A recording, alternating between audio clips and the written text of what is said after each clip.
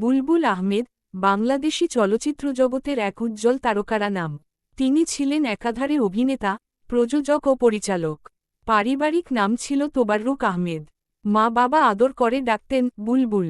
বুলবুলের জন্ম ১৯৪১ সালের ৪ সেপ্টেম্বর পুরান ঢাকার আগামসি লেনে।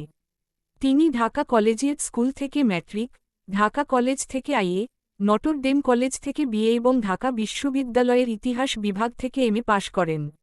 ১৯৬৩ সালে পড়াশোনা শেষ করে রেডিওতে অনুরোধের আসর এ ঘোষক হিসেবে কাজ শুরু করেন বুলবুল আহমেদ। এ পেশার আয় দিয়ে জীবন চালানো কষ্টকর হলে ব্যাংকের চাকরিতে যোগ দেন তিনি। ১৯৫৮ সালে বুলবুল আহমেদের অভিনয় শুরু হয় মঞ্চনাটক দিয়ে।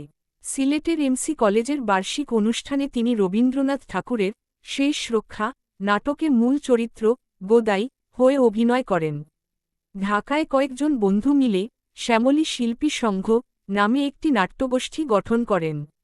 ব্রিটিশ কাউন্সিল মিলনায়তনে নিহাররঞ্জন গুপ্তের উল্কা নাটকে তিনি সুবীর চরিত্রে অভিনয় করেন। টেলিভিশনে তার অভিনয়জীবন শুরু হয় নাট্যগুরু আবদুল্লাহ ইউসুফ ইমামের পূর্বাভাস নাটকের মধ্য দিয়ে। আরেক ফাল্গুন, বরফ গলা নদী, ইডিয়ট, শেষ বিকেলের মেয়ে, তোমাদের জন্য ভালোবাসা, তুমি রবে নীরবে, টাকায় কি না হয়, মালঞ্চ, হৈমন্তী, এইসব দিনরাত্রি, সারাদিন বৃষ্টি, রূপনগর, সারাবেলা এ রকম ৩ শতাধিক নাটকে অভিনয় করে প্রশংসা কুড়িয়েছেন বুলবুল আহমেদ।